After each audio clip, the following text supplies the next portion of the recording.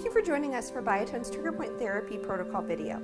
During this session, we'll be using the Controlled-Glide Massage Creme, and we'll show a client intake, postural charting, and trigger point therapy session for the upper body. The first part of our trigger point therapy session is to assess our client, see how she's doing, where her posture is, and where we think there might be limited range of motion or postural compensations. So I'm just going to break out my phone here and take a couple of quick pictures, one in each plane of motion. I'm going to try to get her whole body in there. Okay, and then turn to the back, please.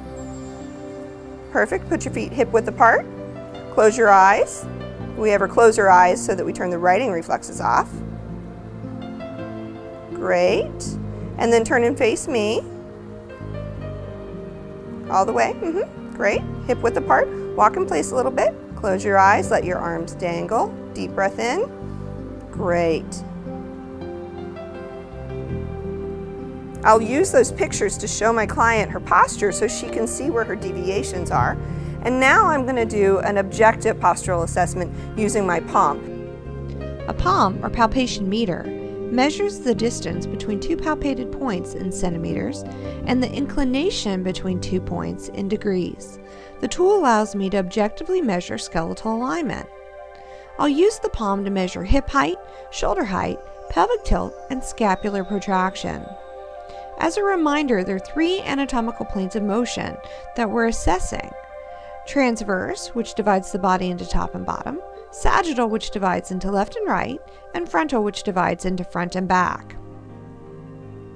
Ideal posture occurs when all 3 planes of motion intersect at 90-degree angles. This results in equilibrium and minimal gravitational pull on the body.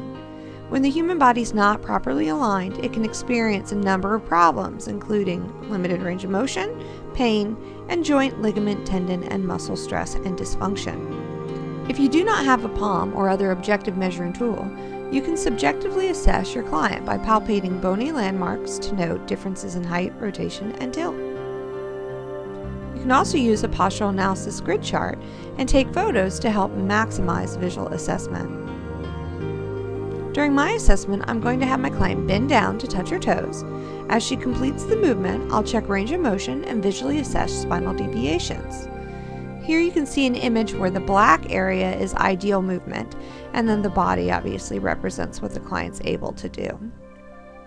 I'll also have my client perform a number of other range of motion exercises to assess limitations, such as having her reach her arm over her head, rotating her arm, bringing her leg behind her back, doing back bends and side bends. In addition to postural analysis and range of motion testing, I'll conduct a complete client interview, including intake form and conversing with my client to identify her subjective complaints and treatment goals. Now that we've done an intake with the client and we're ready to chart her postural analysis results, go ahead and open up our chart here. You can use lots of printouts with this, but you basically just want all of the skeletal structure so you can map it. And in her case, her right hip was 5 degrees high. Her right shoulder was also 5 degrees high.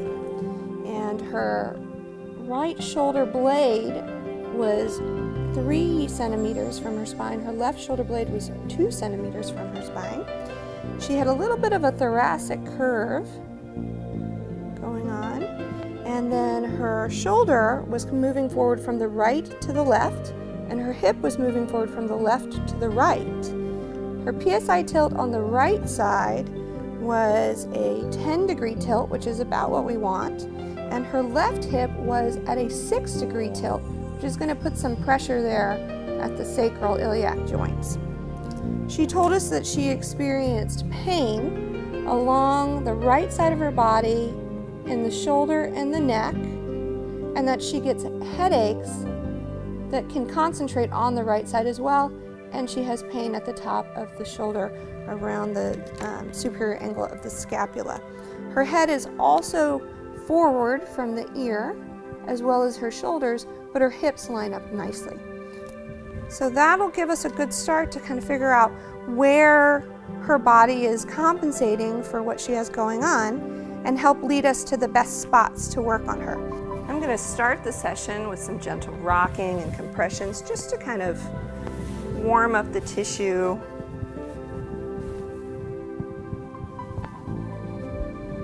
And we'll apply some of our product. Today I'm using Controlled-Glide Massage Creme, which is a great product for trigger point therapy because it allows me to get good long effleurage strokes to start with, but as I work it absorbs into the tissue and becomes more tacky, so it doesn't limit my ability to control when I want to do long holds or slower movements. I'm going to spend a little extra time or tension in areas that I'm planning on trying to find some trigger points, because I don't want to come in and release that tissue. And trigger points are taut little bands of tissue where the sarcomeres aren't able to release their contraction in the muscle fibers. So that causes a oxygen deprivation in that area, because since they can't open and close or contract and expand the way that they're intended to, they can't pump the blood in, get all that nutrients in, and they can't get all the waste products out. So you're going to have waste products that are released, and I'm going to want to come in and make sure that this tissue is opened so that when I release the trigger points, all of those byproducts can get out and that oxygen can start to get in. So I'm going to work that, and then I'm going to come in and also do a little bit of movement so that not only are we starting to release the soft tissue, but I want to try to get a little movement in through the ligaments as well and the joints. So I'm going to do some rotations, and I'm going to move her through the frontal plane, utilizing instantaneous axis of rotation to try to get a little bit of movement deeper into the joint.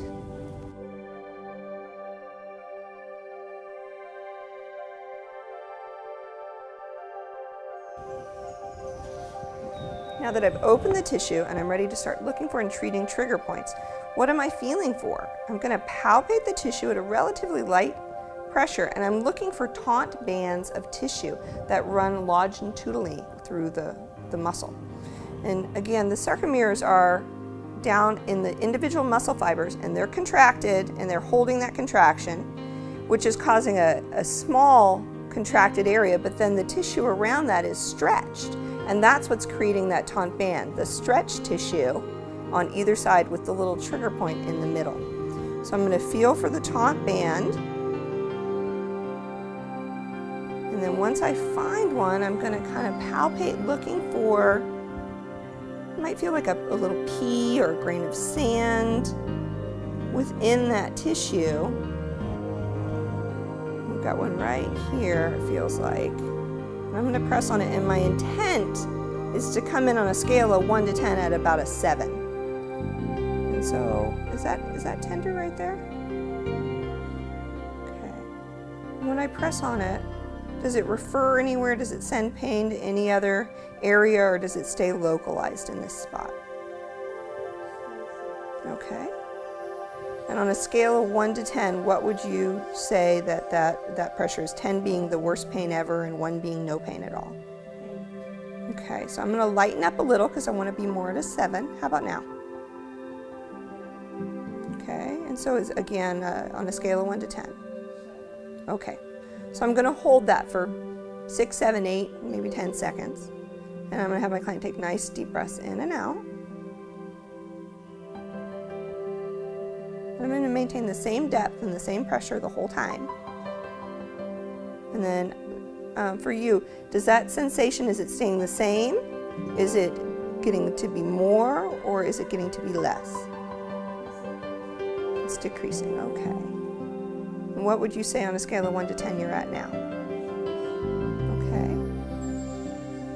And so again, deep breaths in and out. And let me know when it's decreased to, say, a 1 or a 2.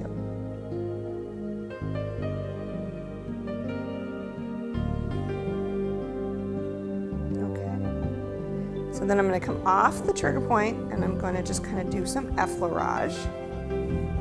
Again, that tissue is all contracted, it's got byproducts in there, and I want to get the blood flowing. So after each hold, I'm going to kind of come in and do a little effleurage. And now I'm going to come to the same area, but maybe from a little bit of a different angle.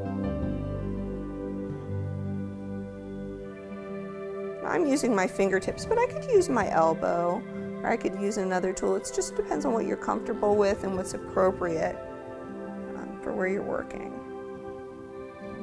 Now, another way that we could do this, so you can find and press and hold, but we could also come in and do some skin rolling, working up underneath to kind of see if we can find any of those points that are in the superficial tissue. So like right in here. Okay, deep breath in and out.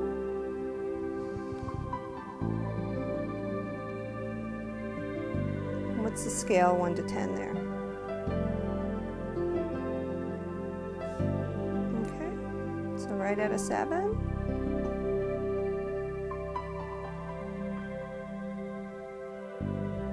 And let me know when we get down to 1 or 2.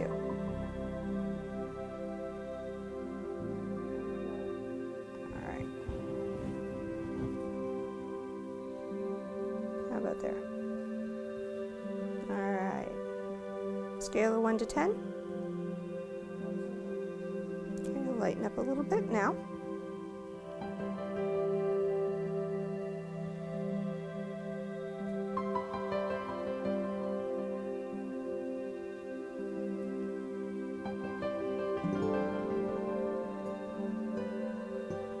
Is that increasing? Huh?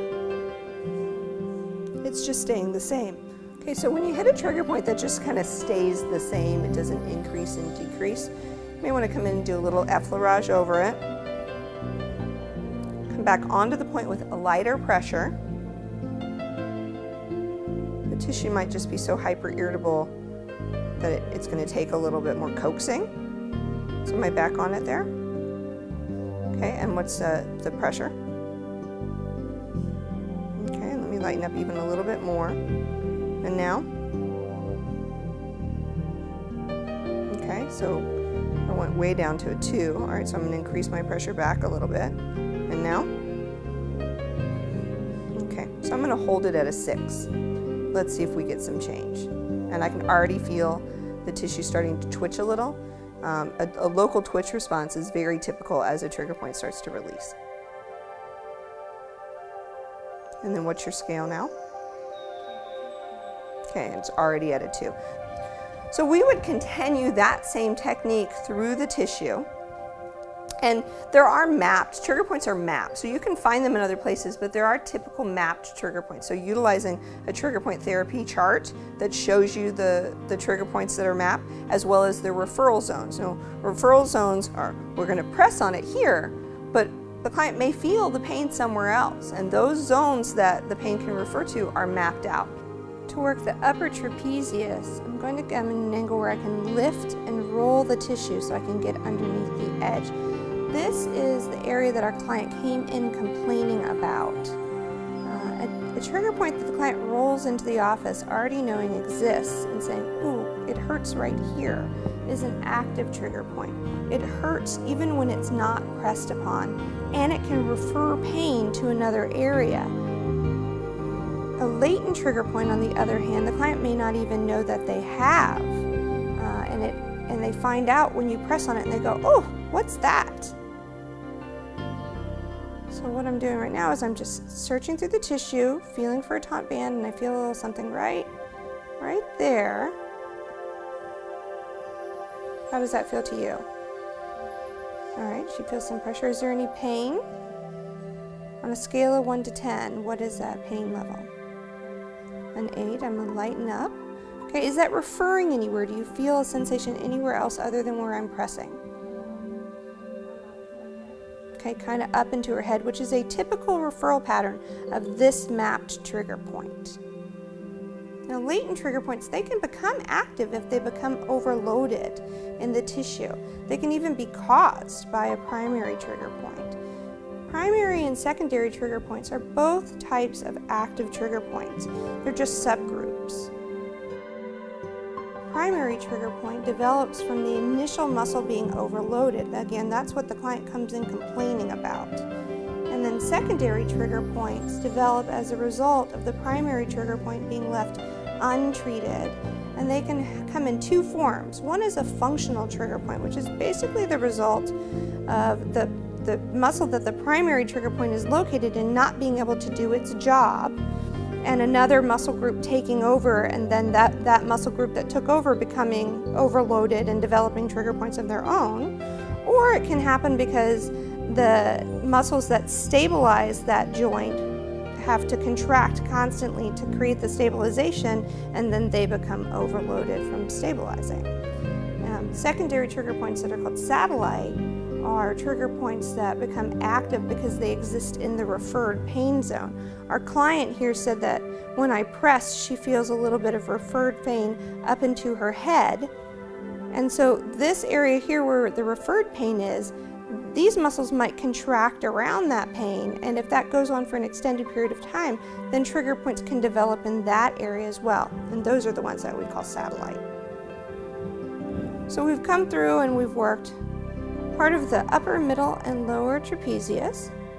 We're going to turn the client over and try to get into some of the other musculature that could be causing her primary complaint.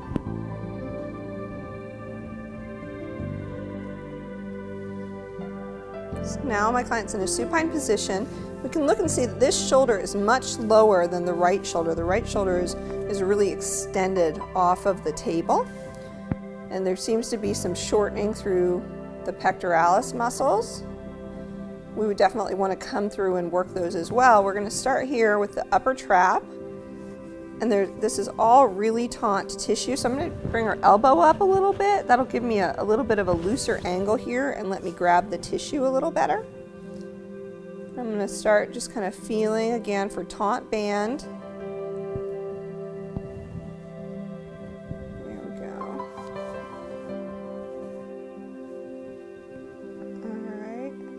What does that feel like right there for you? Like an 8. Okay. I kind of slipped off it a little, so I'm just going to use my thumb here to give me a little back up. Hold that in place. All right, am I still on it? Yeah. Scale of 1 to 10. 8. Okay, lighten up a little. Deep breaths for me.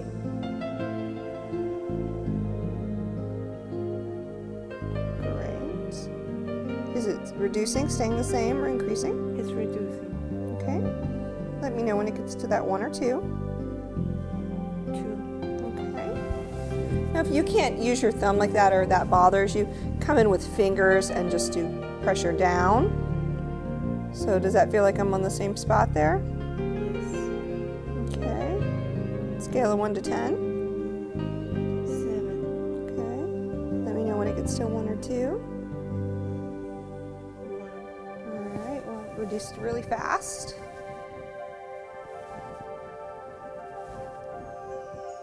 And I can also come in and use knuckles. And this can be a little harder to hold. All right, am I on it? Yes. Okay, scale of 1 to 10. 8. Okay, so back at an 8, I'm gonna lighten up a little now. 6. Okay, we're at a 6. Nice deep breaths in and out. Let me know when it reduces.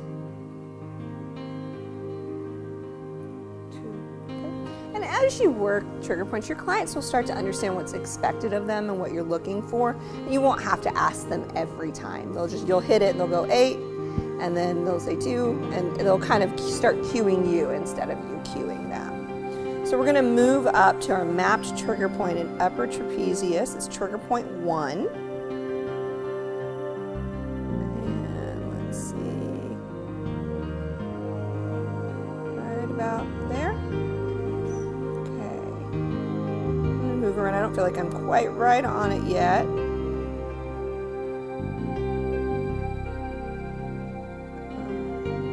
What does that feel like there? Like a 7. Okay. Anything happening there? I feel like it's going all over this place. Mm-hmm. Like into my temple and my jaw. Okay. So this trigger point we've worked on with her before, so I knew that it had some referral. So I was just kind of asking her. I didn't want to cue her, but I wanted to see. And she's the similar symptoms that we've expressed before, where there's a referral zone through the temple, into her jaw, and along the side of her head. So as I hold that, I'm going to kind of come in and I'm going to start working within that referral zone, looking for any of those secondary trigger points that might have developed in there, those satellite trigger points. And I'm going to feel for a taut band, and then feel for a little knot within the taut band. I'm not going to press really hard here, it's very, very thin tissue. Continuing with the stretching for all the areas that were targeted in the treatment today, I'm going to do a cross body stretch, grabbing the elbow just above the elbow, reaching with my hand across, grabbing the shoulder, and then dropping back on my foot to bring her body across. Reach my arm around and underneath to the low back, holding the hip, and I'm going to do a long stroke up, pulling down on the shoulder and lifting up through the neck, and then rolling her back down. I'd repeat that on the other side. Maybe do any other stretches that made sense for the areas that we targeted. And I might even close out with a full body gentle Swedish massage, maybe 10 or 15 minutes, just to integrate everything and make the session feel complete. Also remind the client to drink lots of water and to do some gentle stretching and movement, and to call me if there's any issues or problems or concerns that they may have, as they may feel a little bit sore and achy after a trigger point therapy session. A few things to consider when providing your clients with trigger point therapy. Pay attention to contraindications such as acute muscle trauma, inflammation, and dermatological issues. Also, if you're working a trigger point and it's not releasing, it might be secondary instead of primary. You can ask yourself a couple of questions. What primary trigger point might refer to the area where you're working? And what other muscle groups might the tissue that holds the trigger point you're working on be acting as an antagonist or synergist for? You can use the answers to those questions to backtrack and find the primary trigger point. There are many resources available to help you refine your trigger point therapy skills. Referral zone charts and trainings. Make sure you check out your options and refine your skills so you can provide your clients with the best treatment possible. We hope you found this trigger point therapy video helpful. Please visit Biotone.com, scroll to the bottom of the page, click on the treatment protocol link so that you can download this and other treatment protocols.